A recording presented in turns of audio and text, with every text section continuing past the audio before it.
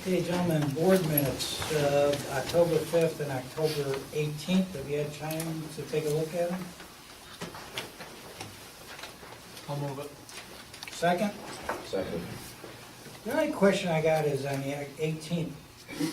Were you here, John, at the last board meeting? Me? Yeah. No. Okay. And I don't think Matt Bone was here. I know it's a little thing, but Matt wasn't here. all right, with those, if we can make those two corrections, if the board's okay with it, then we've got a motion by Dave, second by Paul. All in favor? Aye. Unanimous. All right. We got a public hearing with regards to the preliminary budget. I believe that's been handed out. If you didn't get a copy, there's one up here if you want to get it. If there's anybody that would like to make a comment about the budget, hold on. You could stand up, make a comment one way or the other. Kevin, just state your name when you get up, please.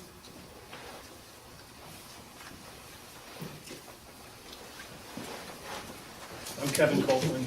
I'm one of your town justices that resides over on Kellogg Road.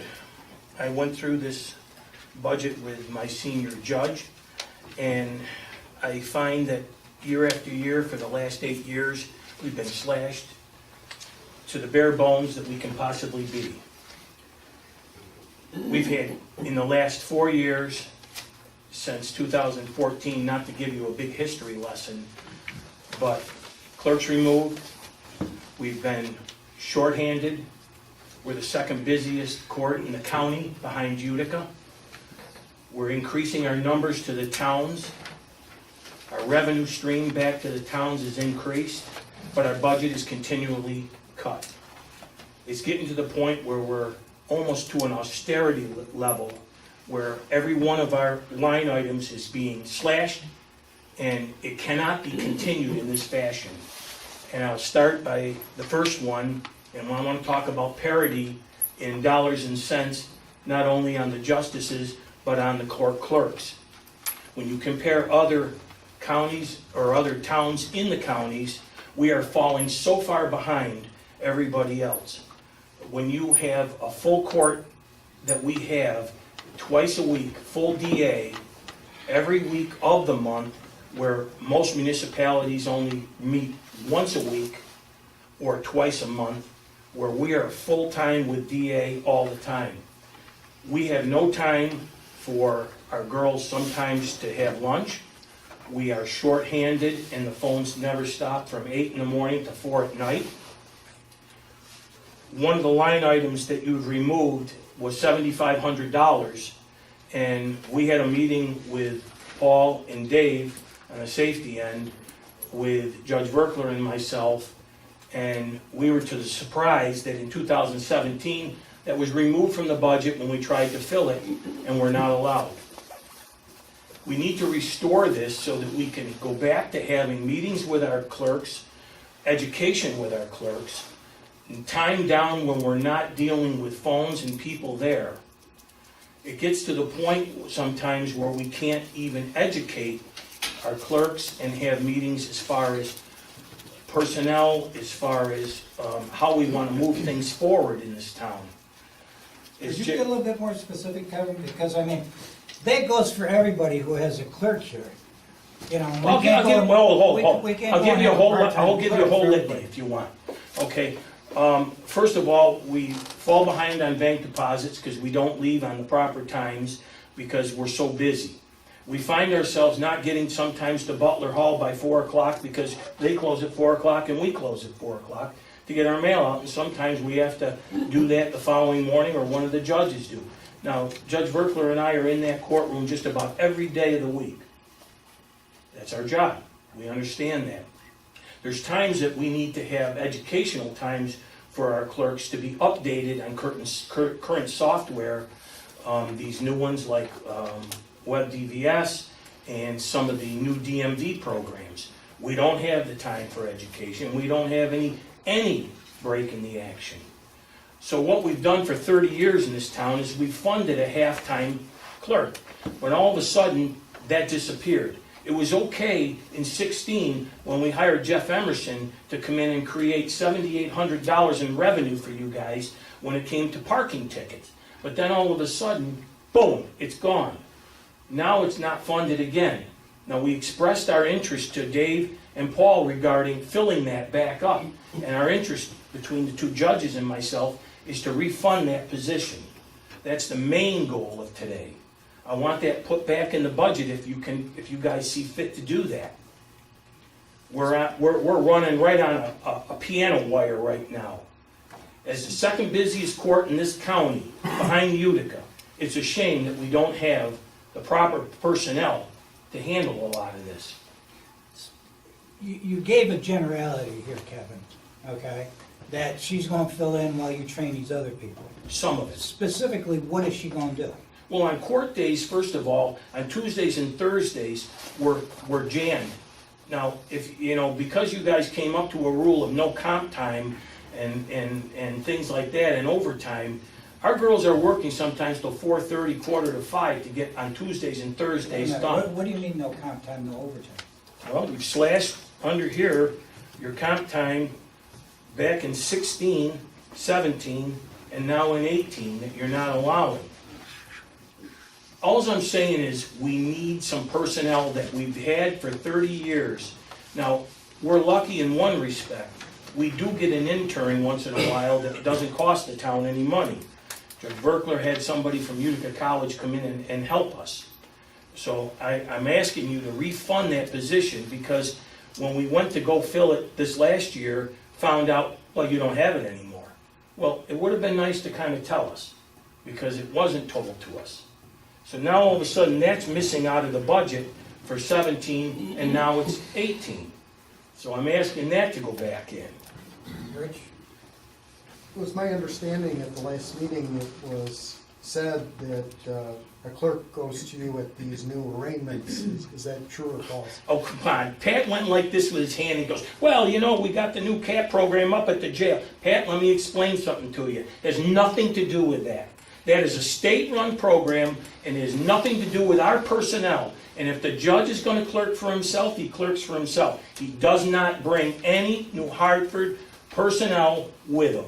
So, And that's what you're saying, because you're saying this for New Hartford, but other towns have done it. they pay their clerks to do it. And they've had towns get the pay. There's Yeah, only, Kevin, first of I all, know. there's only one clerk that's ever come up, and that was from Marcy Deerfield.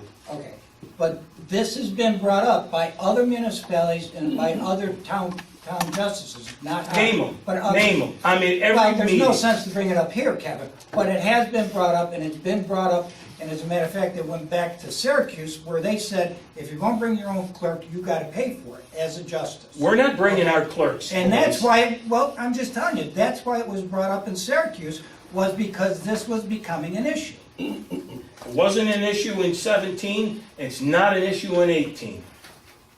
I'm telling you, if we're not taking any personnel up to the CAT program, It's two different issues. it's a state-run program, it has nothing to do with this town. So you're telling this board that you clerk every time you go up there for an arraignment? Judge For Verkler, yourself? yeah, absolutely. We have neither one of us, we've been up there on any Saturday or I'm on for the next 2 months. Every Friday that I'm on, I don't bring a clerk. Every Saturday that Judge Verkler's there, he brings no clerk. And going forward, that's going to be the same way. It's not gonna be your clerk. It's not I gonna be didn't your ask you that. clerk. I said going forward, it's going to be the same way. At this point it is. If the state wants to bring a clerk in, let them bring a clerk in. Right, but Has my nothing to do understanding with is you the guys. state's not going to bring a clerk. What?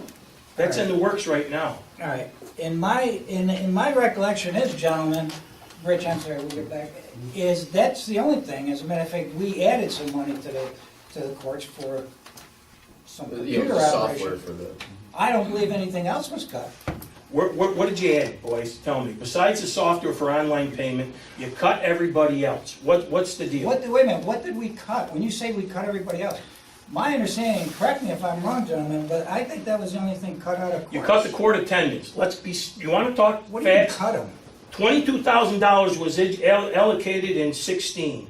$22,000 was allocated in 17 for the bailiffs. You've cut it to $19,110. What was actually expended, Danny?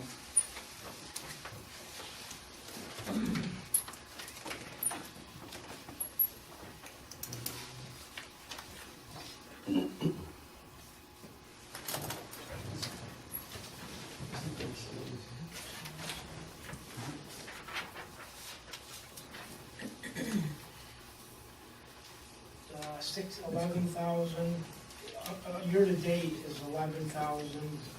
Last year was 18,000, 15 was 15,000, 14 was 15,000. So looking aside from the budget, because those are estimates, you never even came close to 20,000. We're not close on some of these, just like every Wait a department minute, Kevin, I'm is. just saying your actual expenses don't reflect what you're talking about. But we don't know what it's gonna be for 18. 19,000. I mean, that's your budget. Is that less than 22,000? But that's more than what you spent last year. You can say that on any line item. No, well, but the point is, Kevin, why would you budget more than what is needed? And obviously, if you go back in history, you haven't needed that much. And we never used it, Right, so why would we give it to you? in case you needed it. Kevin, you're talking about taxpayers' money. You're talking about raising taxes to pay for something you may not use. I'm not saying that raise taxes based on something you're Well, not then gonna where's use. the money coming from? You asked me if we were cutting from 17 to 18, and I said yes.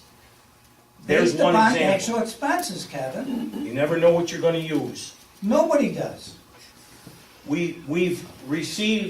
We've got actually $8,900 left from a grant that we wrote, that we were willing to use the state money for some equipment as trade-offs for, instead of painting, lighting, etc. like that.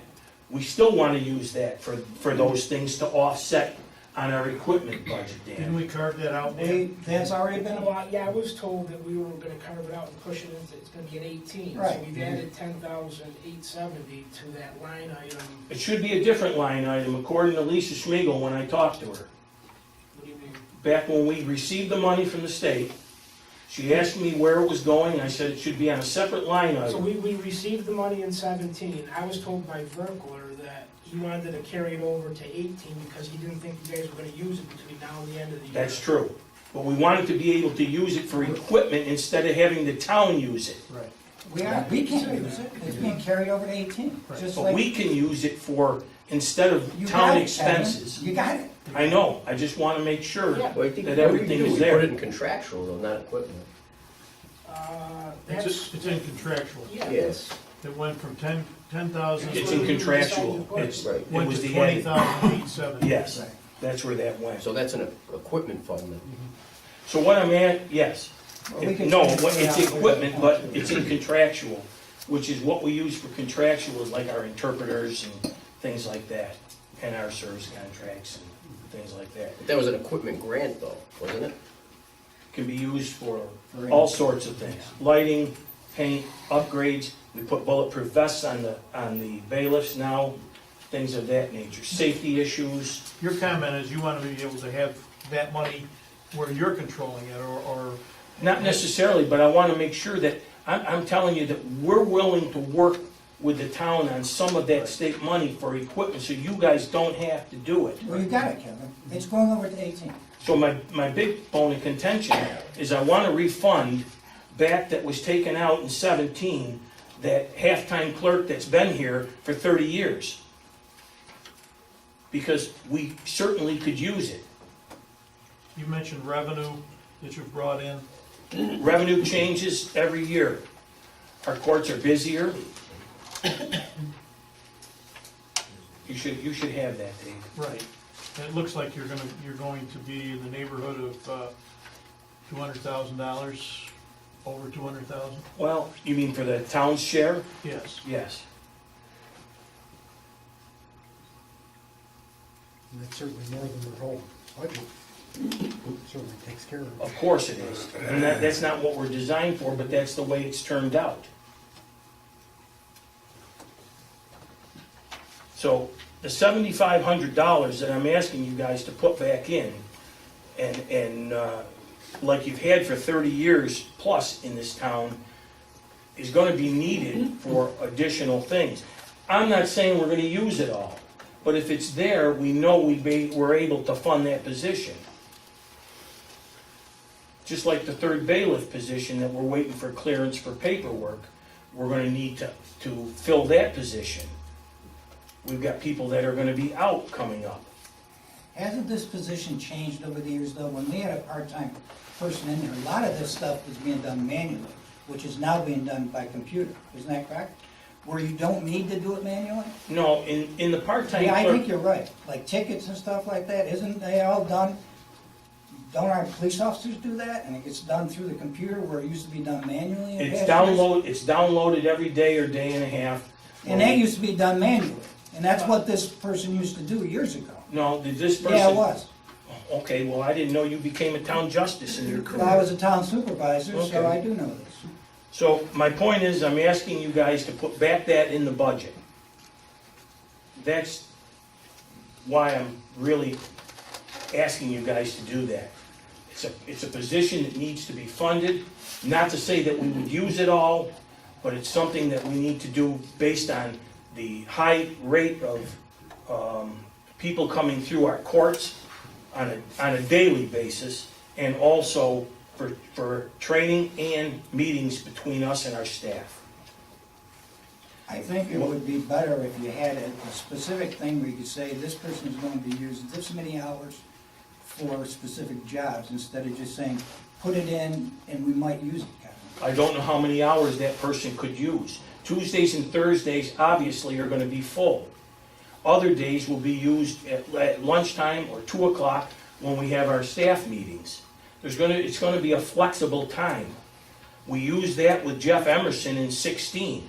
We received $7,800 back in revenue just on parking tickets alone back to the town, which we never have done, sat in shoeboxes for 10 years.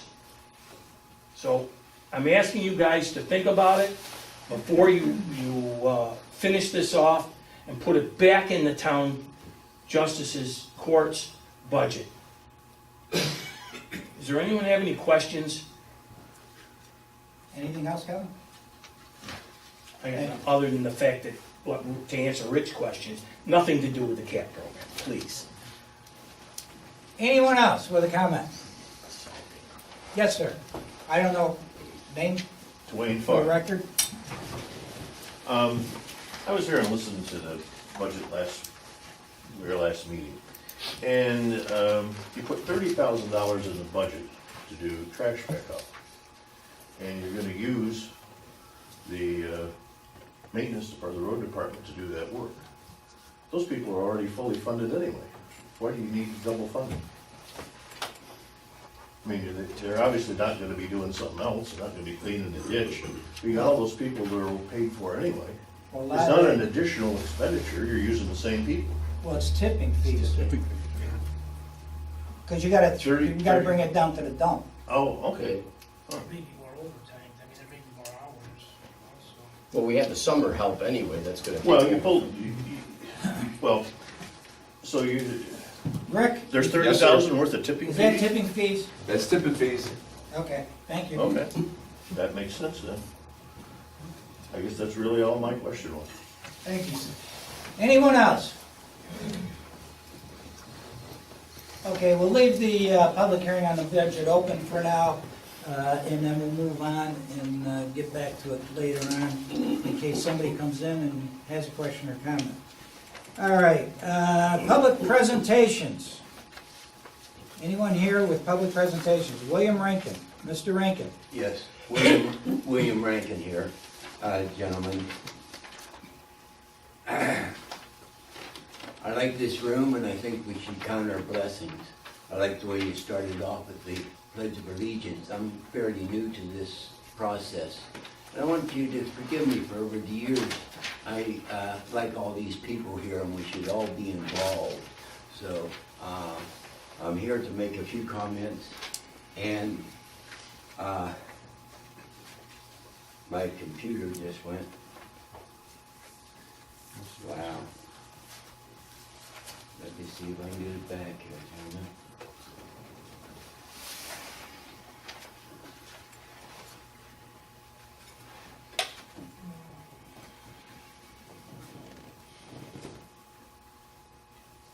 Okay, there we go. All right. So, the only thing that I would like to see a little more though is, I was wondering, maybe you do it beyond quietly in another room or something like that, but as a president of the Rotary, we always had prayer in addition to the Pledge of Allegiance.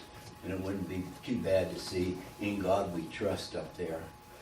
I say that because it is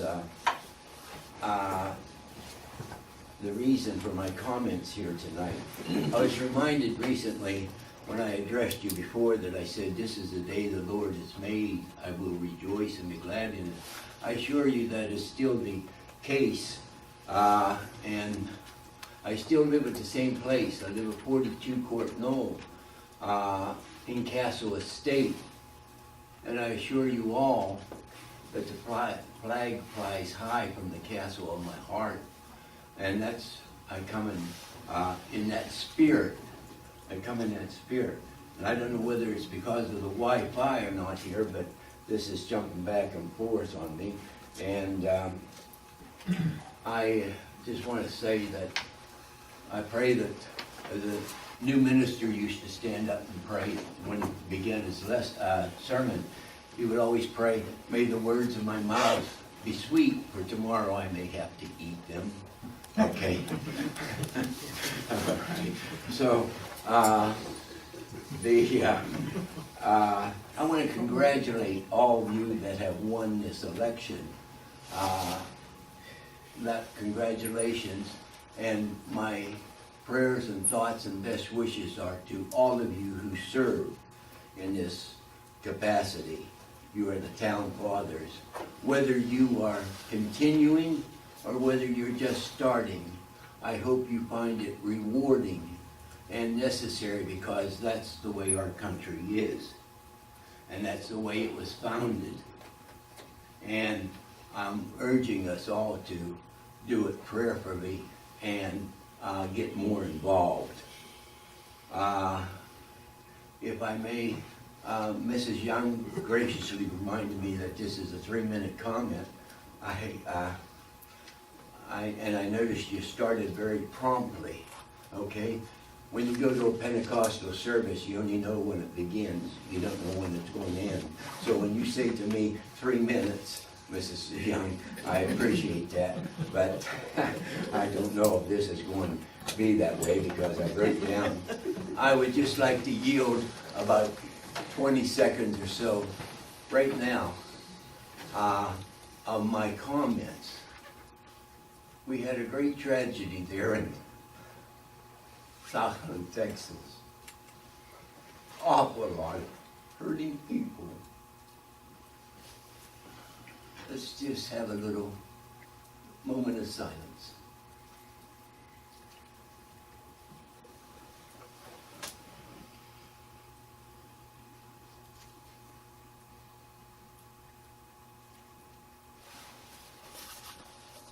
Thank you. Thank you, You- Mr. Rankin. you know- I'm sorry, do you have more? Oh, yes, yes, I am. I am. We know that LA, Dallas, Missouri, Walmart, Boston, Las Vegas recently, Chicago, there's 750 homicides every year. And our nation is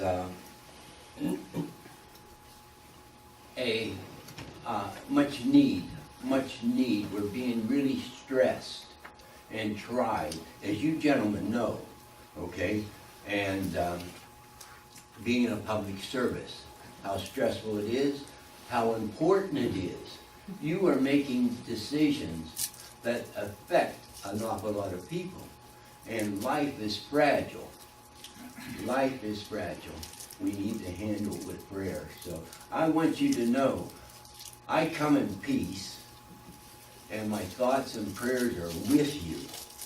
Okay? This is not a contest. This is not a contest. I come in peace.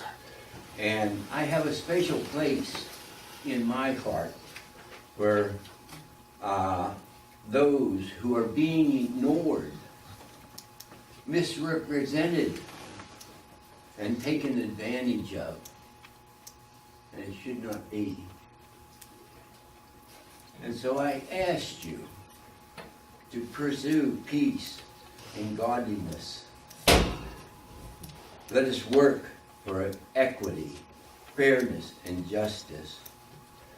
pray for mercy, and walk humbly before the Lord with like-minded people. You rule the people. Scripture says the Lord rules the people with equity and guides the nations of the earth. That's you in his place as town fathers. And yet I stand before you here, gentlemen, and remind us all that it's not only government, but it's businesses, it's churches, it's media, it's education, it's military, and it's families. We are in this world together, and we must wake up. And we need to shout it loud and be bold and raise our voices like a triumph or like a trumpet. I stand and I asked you to be accessible,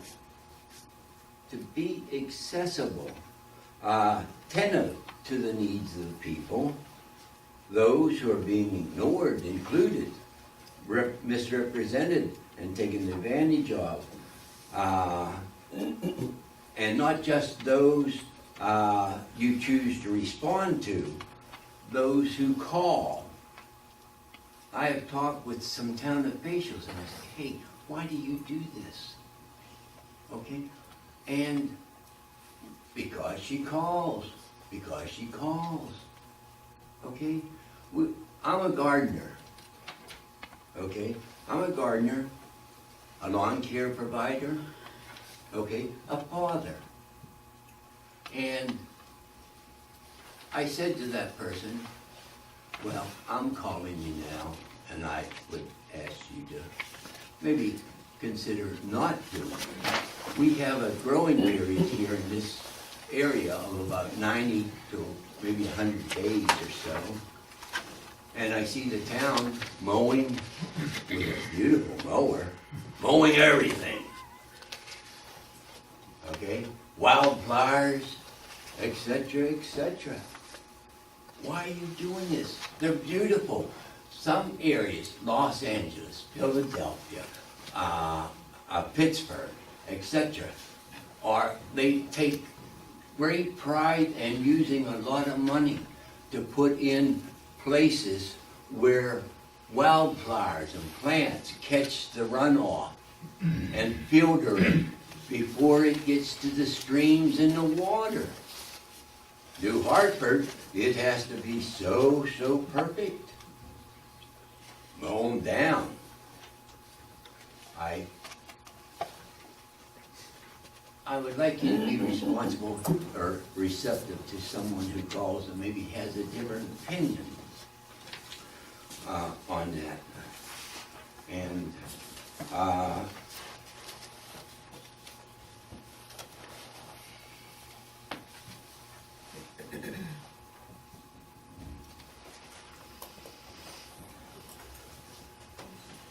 come on.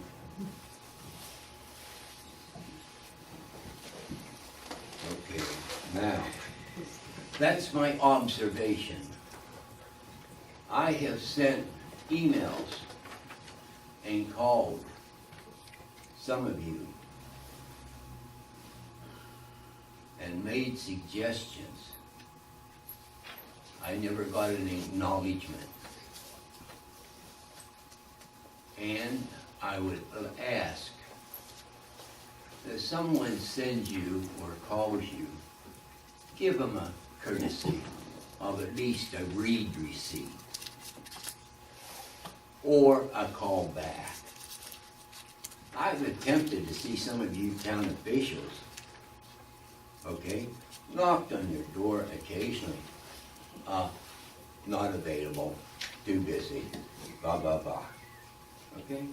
I don't think that is too the way it should be. You should be accessible. You should be accessible. Mr. Rink, with all due respect. Just one Wait, woman. one more? Okay. One woman. I'm coming to the end of this. I hope that you get the spirit of just what I'm trying to say to you, gentlemen. I'm not here to take your time. I'm not here to argue with you. I'm here to work with you. I have a daughter, however. Is this the one thing? I don't know.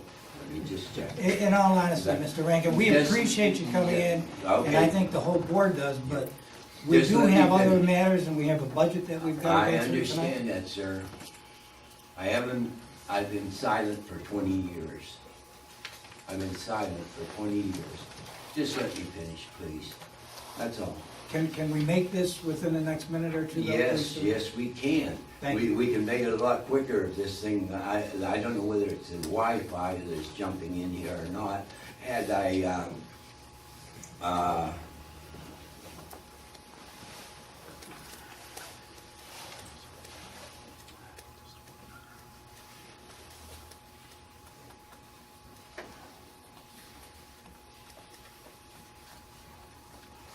okay, what I was saying there, sir. I have a daughter. She's completed chemo.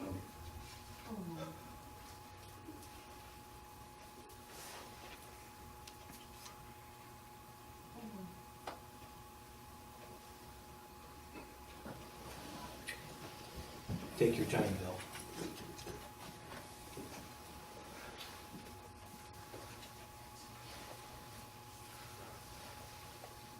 She said to me,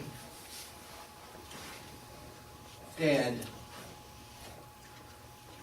I'm not going to jail because you have a garden.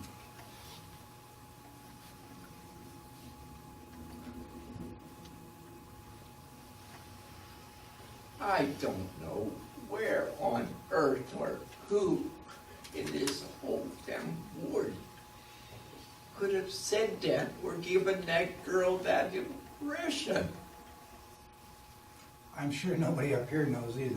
Well, I hope you find out, because one thing I have heard, the way you operate, is this.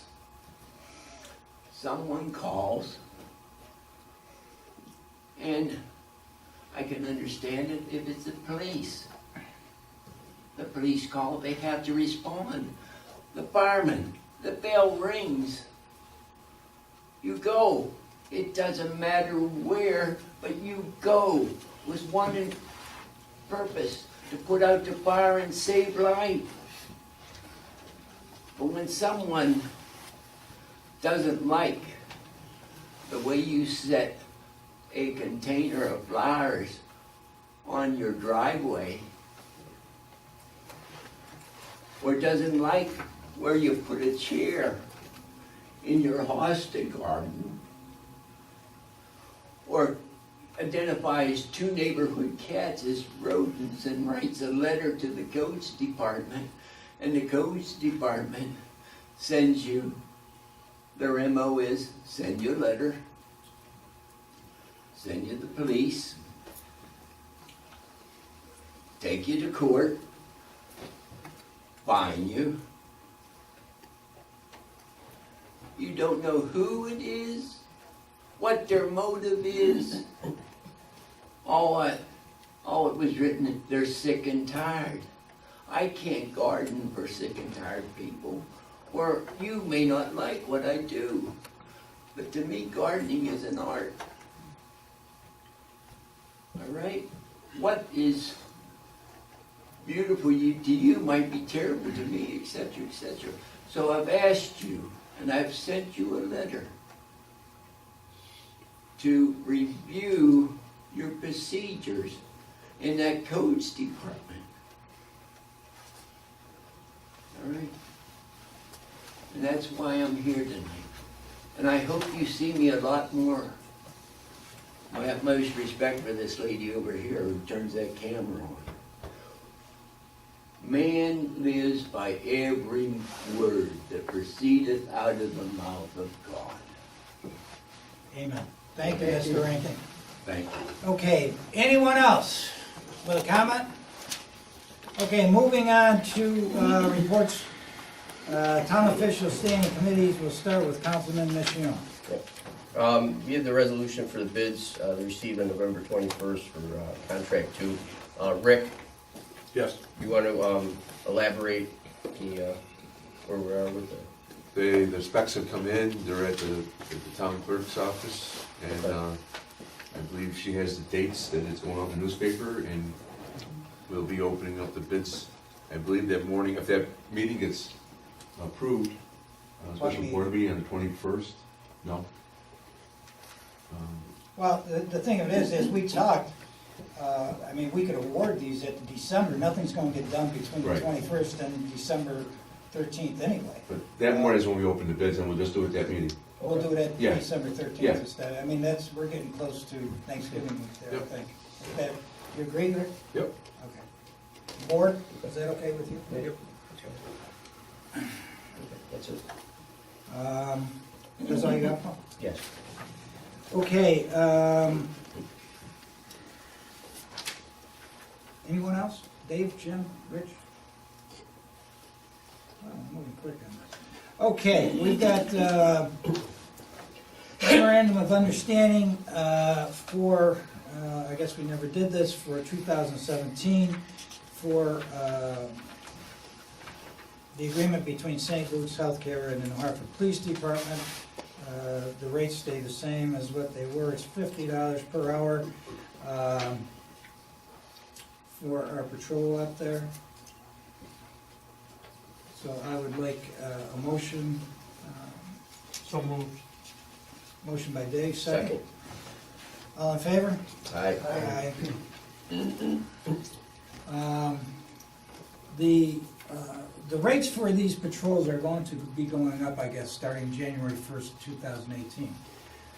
Because they are fees, because they were generated through legislation, I believe some years back, we're going to need a public hearing for St. Luke's and for Sangertown to raise it from 50 to 60.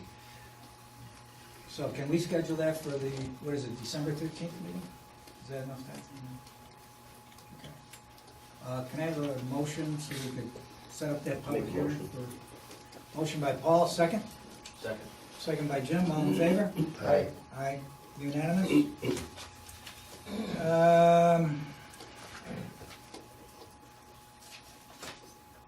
guys shocked me, you went too fast, I thought I had more time here. All right, couple things. With regards to the FEMA buyout program. I think you gentlemen, if you didn't get a copy of the letter, you'll get it in tomorrow's mail, inter-office mail. We had a couple of things that came about between yesterday and today in response to, and I think you got a copy of this email from Tom Cowan in response to an inquiry by Councilman Michion.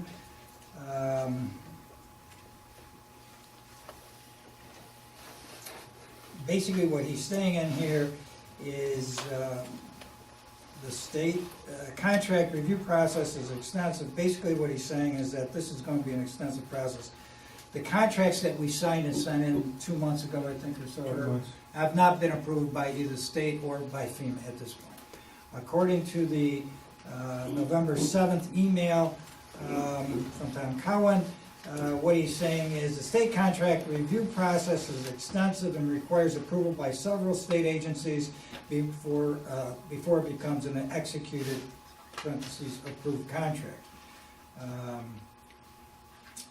So basically, I think, let me get down, as moving forward, you're reimbursed for these expenses, blah, blah, blah.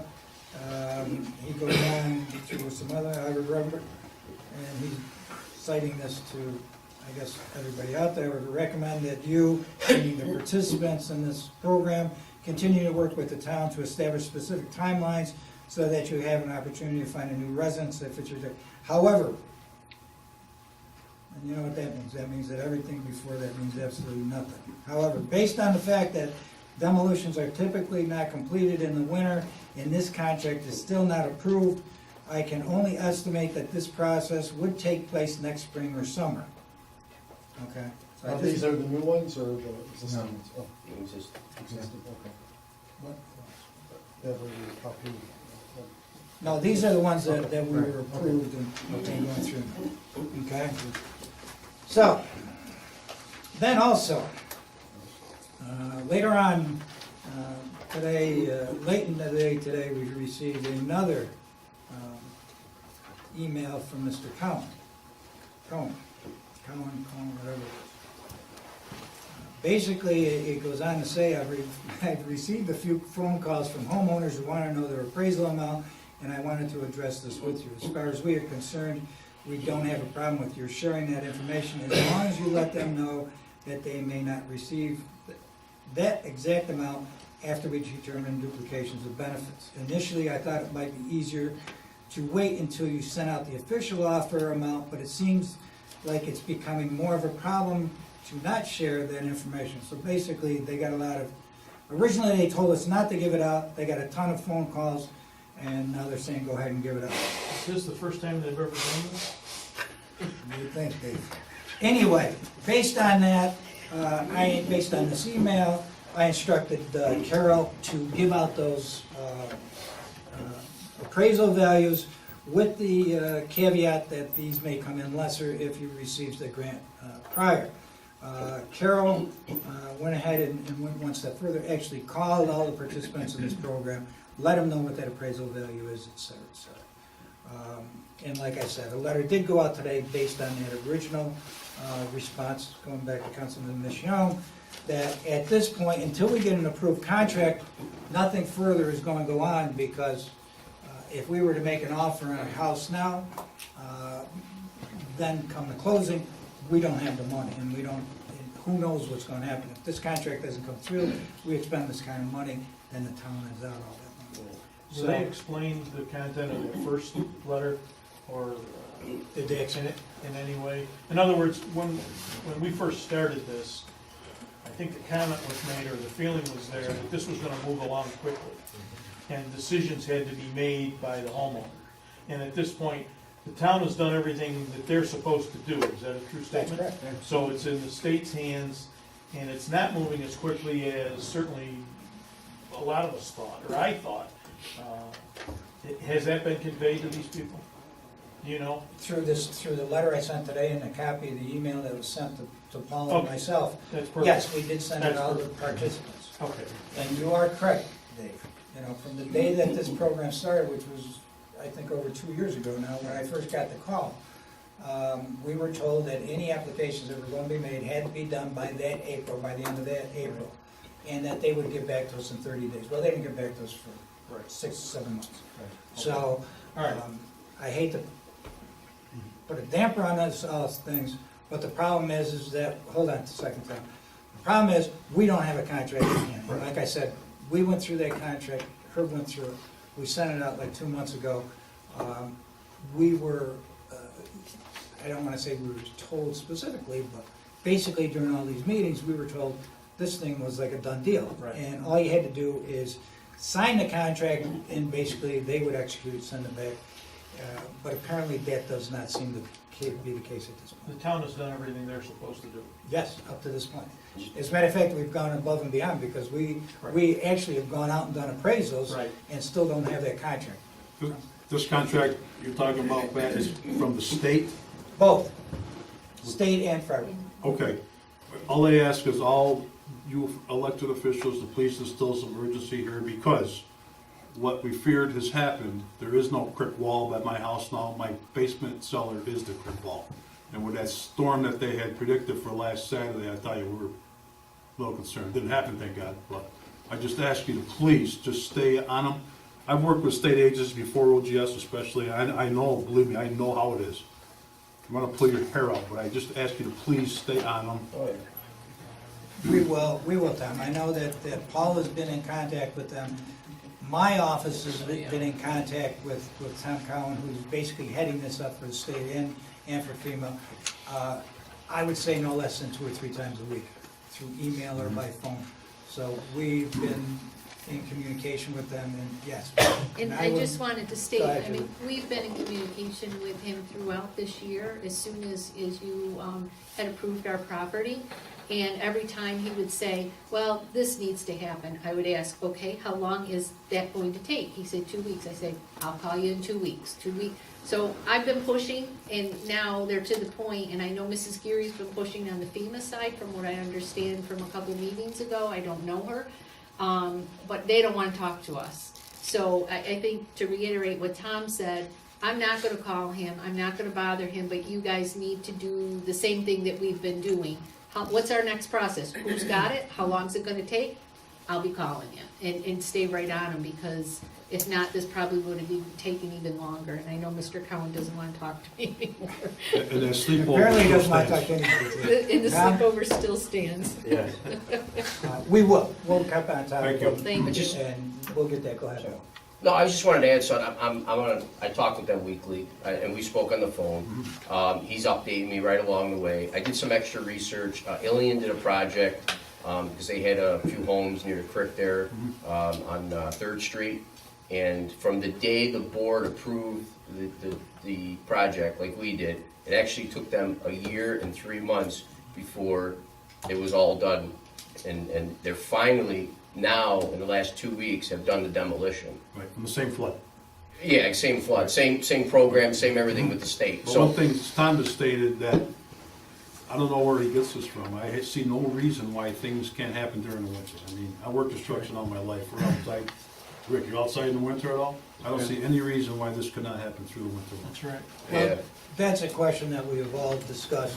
The problem is, Tom, is that until we get that contract, once we get the contract, I mean, if we don't have a ton of snow out there, then yes, we're going to look at those possibilities. But there's really nothing we could do until we Okay. get that signed contract, because we don't know when it's going to come. Thank you. Is there anything we can do to push someone to get that?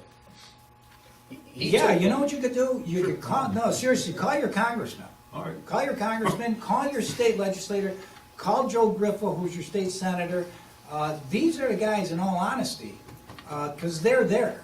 They will make a difference. And I'll tell you, I wouldn't even stop short even of calling the governor's office. You may not get Governor Cuomo, Right. but you're going to get one of his aides. So yeah, definitely, you got Anthony Brindisi, you've got, Claudia Tenney. well, as your congressman, but then you got Brian Miller in the state, you've got Joe Griffo, who's a state senator. I would call all these people and We push. already ticked off a few of those. I mean, ticked them off the list. Join the crowd, Julie. No, Oh, not tick them off Oh, I'm that sorry, I way. thought you were talking about Call something them, else. tick them off the list, because there was no follow-up. It fell on deaf, yeah, we're all interested, yep, we're behind you. No follow-up phone calls, no I'll response tell you what I will back. do, and I'm sure the other people on the board will also, you know, we all know these people. I will call them Thank this you. week and next and let these people know that where we stand on this thing, and it's taking way too long. The other thing that we're going to also push on this thing is because technically this grant ends at the end of 2018, okay? Now, they say you could apply for an extension, but who knows what's going on? So that's going to be something in our favor to at least get to our state assemblymen, our state senators, our congressperson, Congresswoman Tenney, to say, hey, listen, this is going to end in 12 months. We need to get this thing done. So I will do it. I'm sure the rest of the board here will contact these people also. So we'll try to get something on that. Thank you. But even though you contacted them, contact them again. We will. You know, the Everyone. more they get, the more it's going to get out there. everyone, Okay. yeah, thank you. Just a side note, Tom, I know that 2 weeks ago we had that tropical storm come up the coast and so forth. I was with Highway Superintendent Rick Sherman, he was out there driving and so forth. We did have equipment on standby there just in case something, God forbid, was gonna come down that glen. Yeah, but it didn't happen because you were there. It only happens when nobody's there. Hey, That's the insurance that, policy. and then pray it, you know? Right, exactly. But I seriously. appreciate that, I do. No, but I mean, because Mhm. these are just measurements that we're taking that, Mhm. you know, we don't broadcast that, but obviously we learn from things. and Absolutely. We know, I mean, so we're trying to protect. I think when it happened the first time, it was like, holy crap, that'll never happen again. Then it happened again, and this is, that'll never really happen again, and now you hit the third time. So something's different, something's changed, and it's gonna come But again. just so you know, I mean, we're, you know, we're learning from it. Yes. So, again, Rick was out I there appreciate that. Thank throughout the you. night and so forth, and calling me, and I know you guys are probably sleepless night too that night, it was crazy. With the window open, waiting for the rocks to come down. I slept Thank you. fine. He slept fine. Okay. Thank you. Thank you. Since we're on this topic, I think I sent an email out to you board members a few weeks ago with the proposal that came from Barton and LaJudas with regards to the monitoring of this program.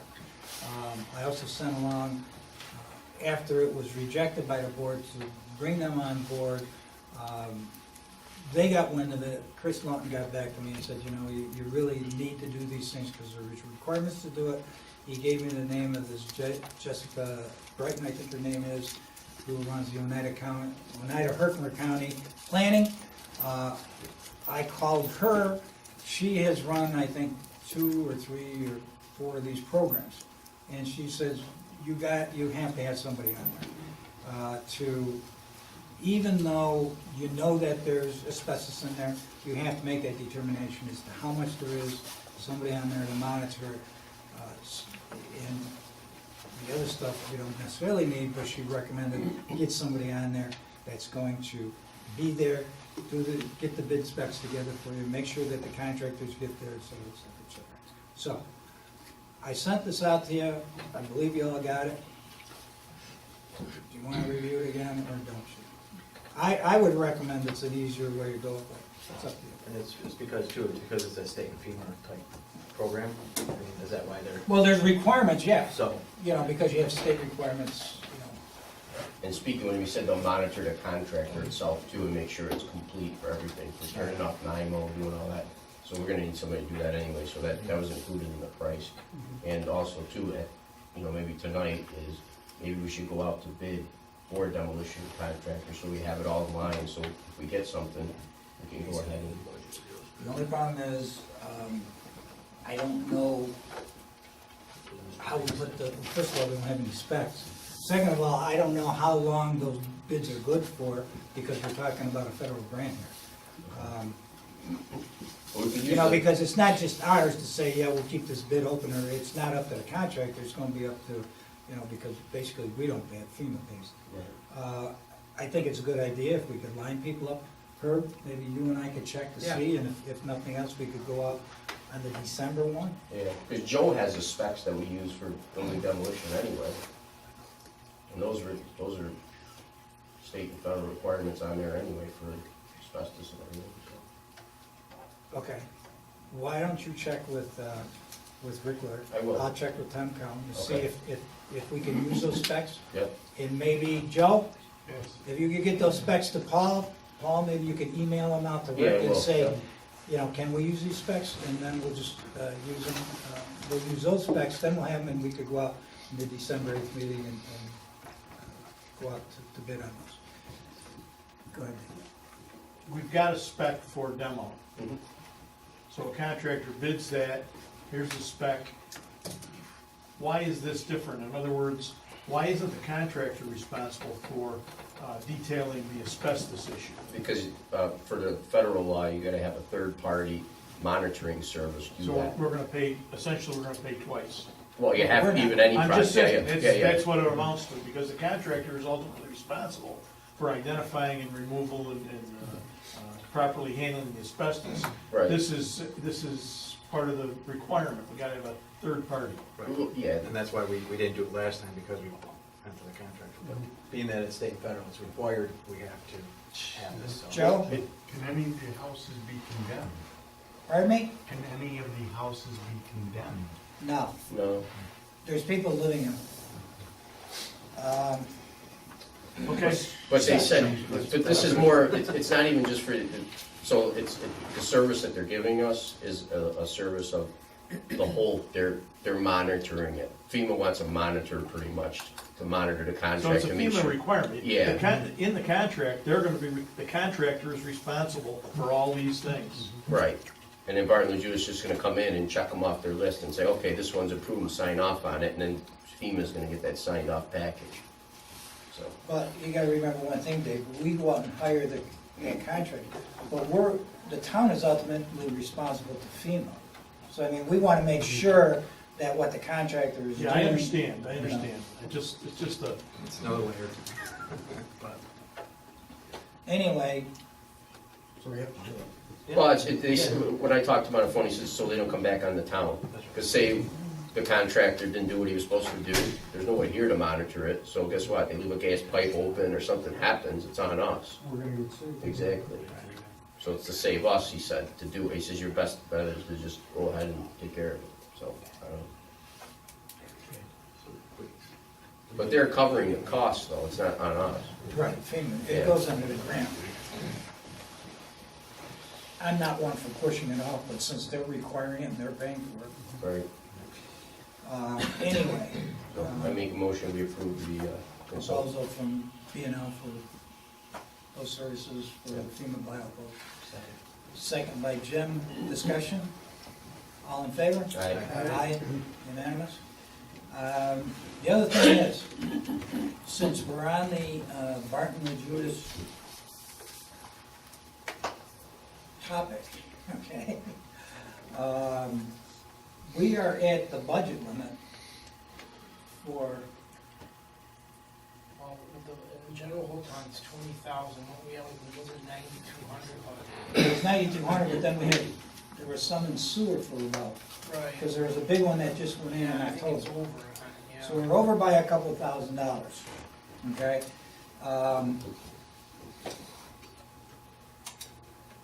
We can add money to that contract with them and keep them going, or we could just, go bare naked, as they say, for the rest of the year without engineering services. Do we have a approximate estimate what we use for the next month and a half or so? Well, we've got the meetings that do have Yeah. site plan reviews and stuff. Yeah. So they come down for that. Where we go on some of these other stormwater projects, I mean, those you could set up as a capital project if you wanted to and charge it out for that. Rick, as we go through on some of this other stuff, I know Rick has used them. We've got an issue, we've got a meeting with them Monday for them up on Compton Road, which we need to have them in here to review. I mean, I would say at a minimum, 10 to 15,000. And that's a guesstimate, guys.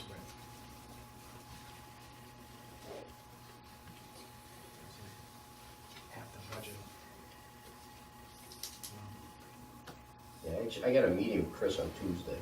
We were gonna go over what's going on and what's happening, so I'd like to at least have a meeting and, before we go on.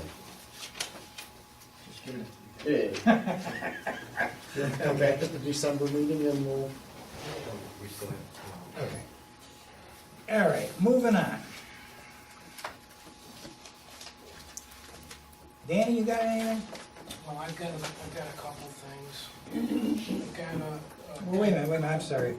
Dave? Yeah, just an update on the solar, the code change. Here's a copy of the introductory.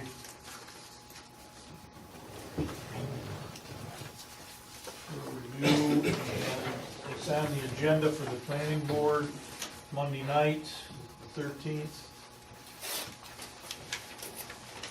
The county has come back with their review, negative findings. So the next step is to have the planning board review, and I'd like to set a public hearing for our next meeting, December 13th. Is that enough time, Jeff? Yes. Okay, motion by Dave, second. Second. Discussion, all in favor? Aye. Aye, unanimous. Rich, you had something for town clerk? we have to give a budget adjustment of $180 for AA 411410.4 to AA 1410.02 for a printer. I'll make the motion, we make the adjustment. Second. Motion by Rich, second by Paul, all in favor? Aye. Unanimous? Anything else, gentlemen? Nothing? Okay. Public hearing is still open for the town budget, so if there's any comments, we'll take them from the public. Otherwise, I'm going to ask the board for a motion to close the public hearing, and then the board can discuss it. A motion to close the public hearing. Make a motion to close it. Second? Second. Second by Paul, all in favor? Aye. Okay, gentlemen. Okay, before we go there, we have a, Pat Cross died, who? Jim? Jim. Do you have a name to fill that vacancy at this point? No? Okay, so we'll wait till next Usually, week. well, normally I thought we had to wait till January to do organization. Okay, well, it's up to you. Okay, well, it was on the agenda, so I just wanted to bring it up. Okay. That it? I had 2 things. Oh, okay, go ahead. Rick, Woodbury Road, Edelman Peters, we have these signed easement. We wanted to go out to bid. I think we have specs to go forward. I just got the specs back. They were not signed by an engineer. They weren't stamped. Schumacher didn't. So today we finally got them back being stamped. Oh, So okay, now so we can can, we now go we to put bid? together and get it out, yes. So we could motion to, we want to go to bid on the remediation behind the Edelman Peters house on Woodbury Road, which was part of the settlement, and that's what the majority of the monies that were provided are going to be used for, to go in there, finish the completion of the remaining portion of that line. So you're all ready to go? We will be probably by next week. We just got to put the rest of it together once, we've been waiting for them for a couple weeks now. So can we go out Yeah. and bid for Yeah. the same day you're doing the other one? Yes.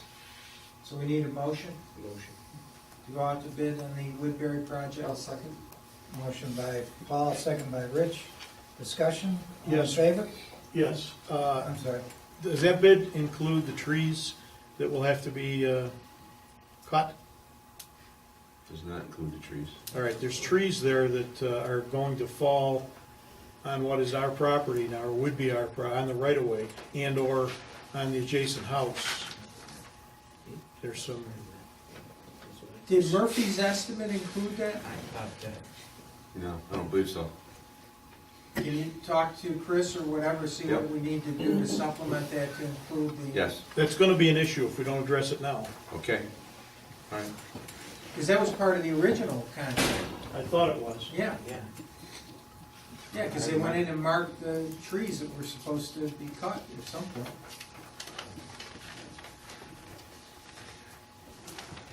The other thing I had is an action has been commenced.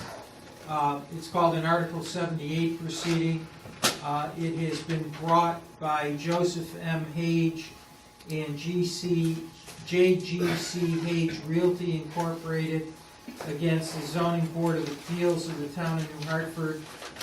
Joseph Parisi, Maria Parisi, Holland Trotta Inc., and Raymond Trotta in connection with a proposed project on the Parisi property on Commercial Drive. It seeks to annul a variance that was granted by the Zoning Board of Appeals, which was a side yard setback variance for parking. It's returnable January 18 of 2018 in Oneida County Supreme Court, and these papers have to be answered in late December. I wanted to know if the board wants to authorize me to go forward and handle this.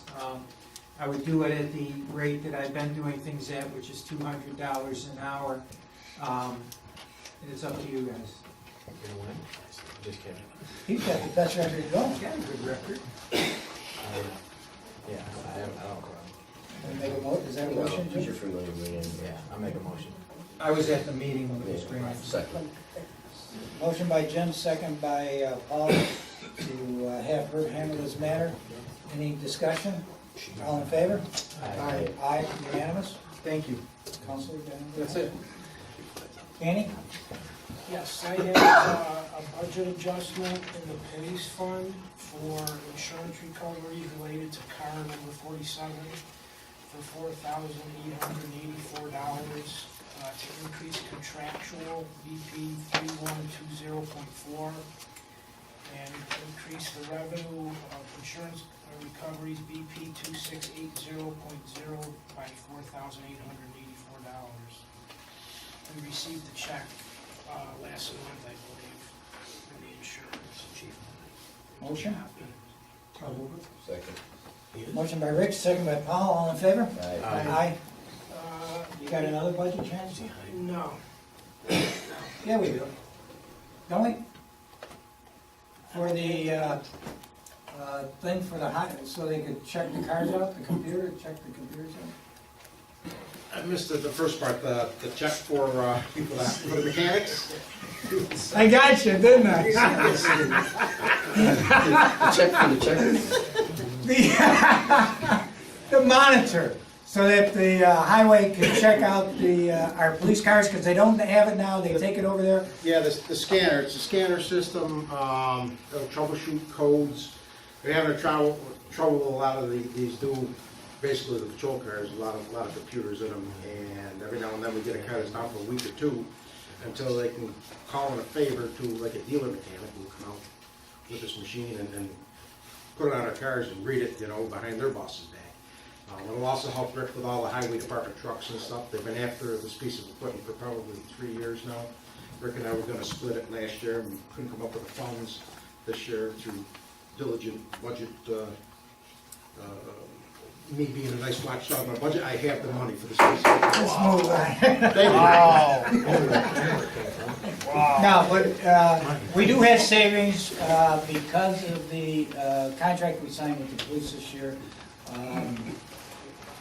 With regards to healthcare, we do have that $5,000 that we saved under healthcare expenses. So we would, I guess the motion would be is to transfer $5,000 from that to $5,000 for equipment so that can be purchased. I'll make the motion to transfer. Motion by Jim, second by Dave, all in favor? Aye. Aye. Okay, what else you got? I think you were made aware of it, I think it's in the packet, the audit proposals for the 2017 audit. We received 3 bids, and I will, you have what they basically are. Dark Angelo, who's been doing our audit, to do the general audit and the library audit was $25,800.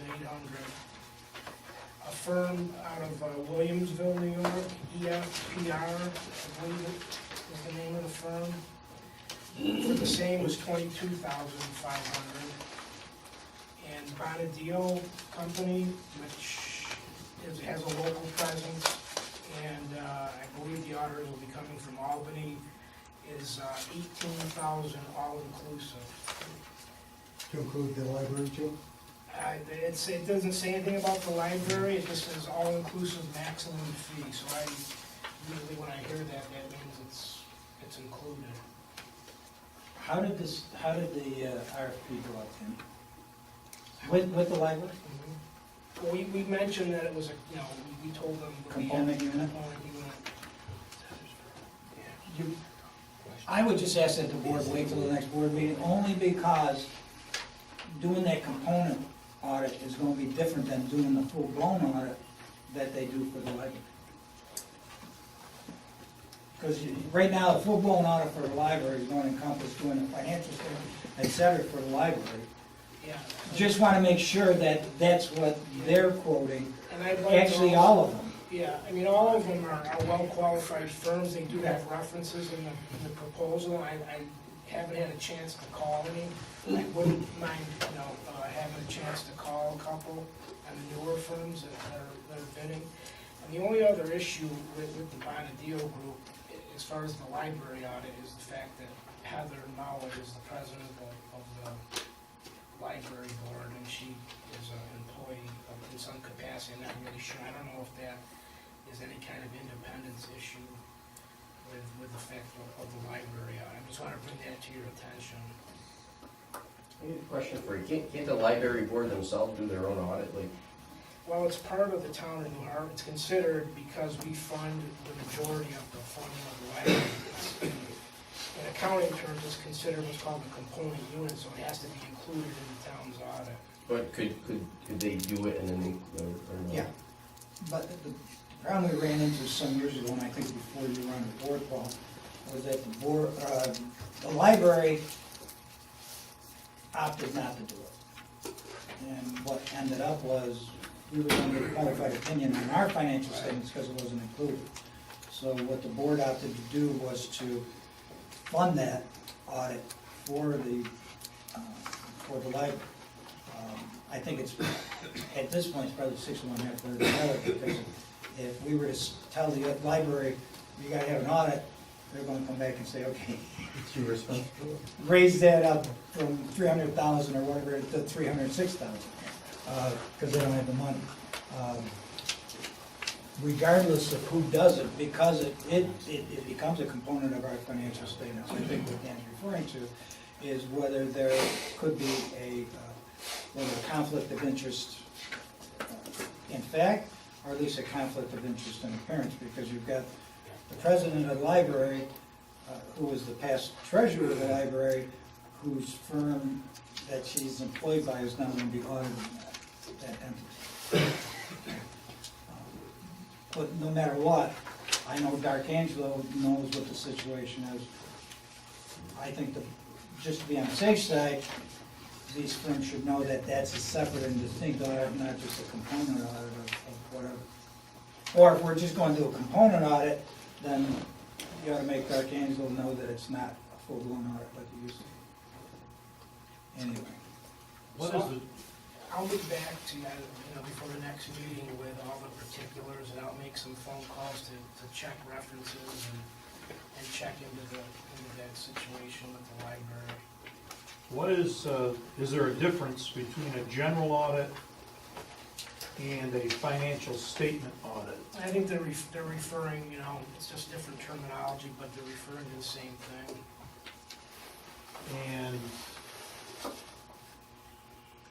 federal single audit, if required, and it's not applicable on one, Right. and the other is if applicable, is it or isn't it applicable? 2017, it should not apply. We don't have enough federal funding in 2017. 2018, because of the FEMA program, if that money comes in 2018, that will be an issue. Okay. So it doesn't apply to 17. 500,000? When you I receive think it's 750. 750 now, when you receive 750,000 or excess in federal money, then you're required to have a single audit, which means that not only do you do the town, but you have to audit that program, yes. Okay, thank you. So just a question for you again. So Heather's on the board for the library. She's the president. Right, so can they conduct their own audit internally, like the board could do their own audit?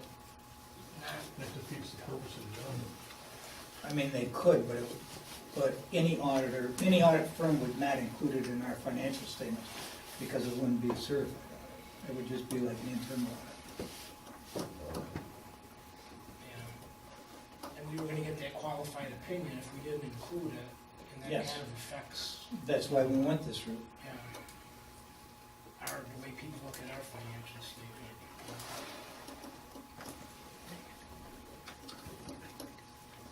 What else you got? That's it. Anything else, gentlemen, before we look at the budget? Okay. We had the preliminary budget passed at the October 18th meeting. Adjustments were made, et cetera, et cetera. You've been given the preliminary budget based upon those adjustments. We've had the public hearing today. We've had one person speak. What do you want to do, board? Just to let you know, the sooner, I don't know if this is good or bad, the sooner we get this stuff down to the county, the sooner they get their bills out. I guess the only concern before us, if we want to fund the part-time clerk position.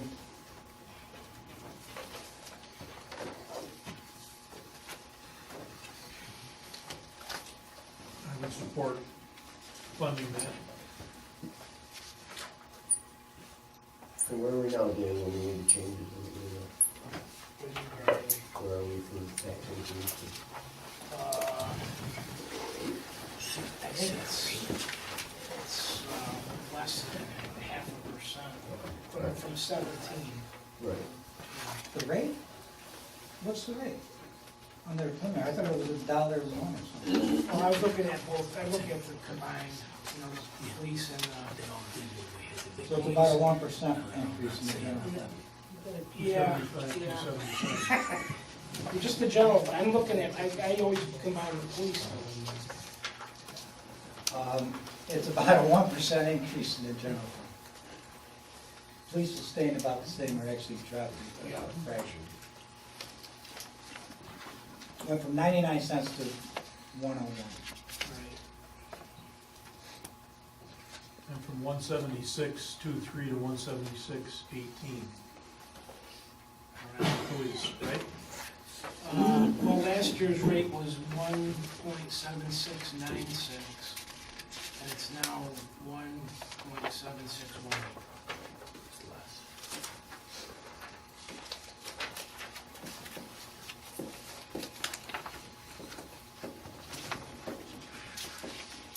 You're still on board with funding the position, right? Yes. I'm there too.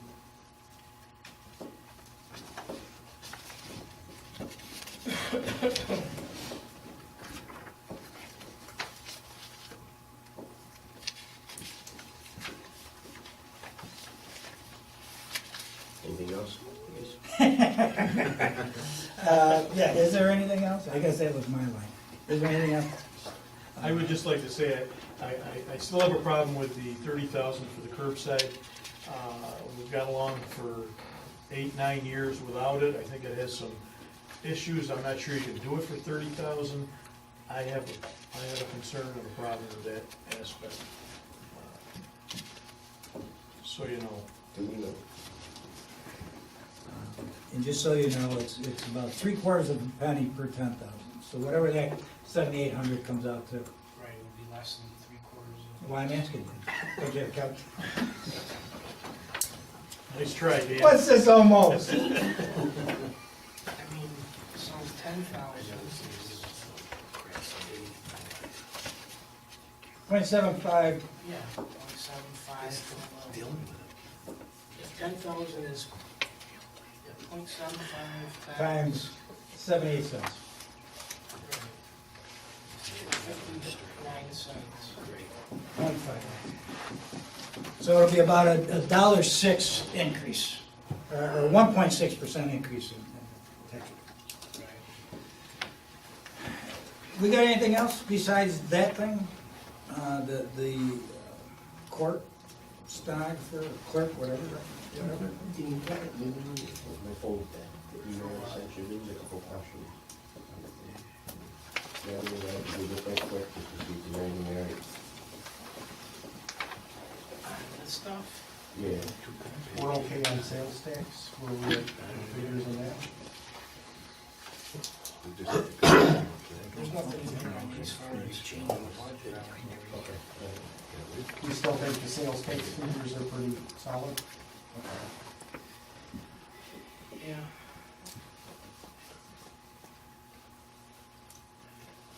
And the mortgage tax also too, are we looking at that? Yeah, I mean, the mortgage tax, we've budgeted 375, and we've received 185,000, which is through 6 months. We get paid every 6 months. In the last couple of years, that payment, the second payment for the second 6 months, has been close to 200,000. I think 2016 might have been an anomaly, because every year other than 16, it's been well over what you budgeted. 16 might have been a little low. So you would project that it's gonna be higher than what's budgeted? I mean, I can't hold you to that, but. Yeah, I think we'll be at the 375 for 17, for sure. And then with sales tax, with all the grievances we had and everything, with the assessment changes, you don't think that, We calculated that into, what we put for the sales tax. I mean, I think it's a little tight, but again, I don't know where, where that would come from if we were to reduce sales tax. It has to come from somewhere. Right. But do you see it reducing as much as? Well, we've always come in well over budget. We've been at 5.6, 5.5 for the last few years. Right. And sales tax? 5.6 last year. This year, we're already We're 95. already over 95,000 over. Normally, the bigger quarters are the last 2 quarters, which will come later on this month. And then, of course, the big one will come in February because of the holiday season. If you take the 5.6, everything else being flat for the next 2 quarters, which it doesn't appear to be because we've been steadily going up, that puts us at close to 5.7 million for this year, 2017. Looking at that figure and keeping that, not raising that figure for 2018, and looking at the certiorieries and what that would cost us, would have been around 140,000 in sales tax. Sangertown alone, the figure that we got from the county is going to cost us about $60,000 a year. So what we did was we used that in comparison and analyzed it against the amounts that went down on Utica National, Yanadassus, et cetera, extrapolated it out. It came to about we reduced by, or it came out to about 140,000 on the high figure. We took literally 200,000 off, even giving more slack in there for any reductions that those may cause. Good. So that's how we came up.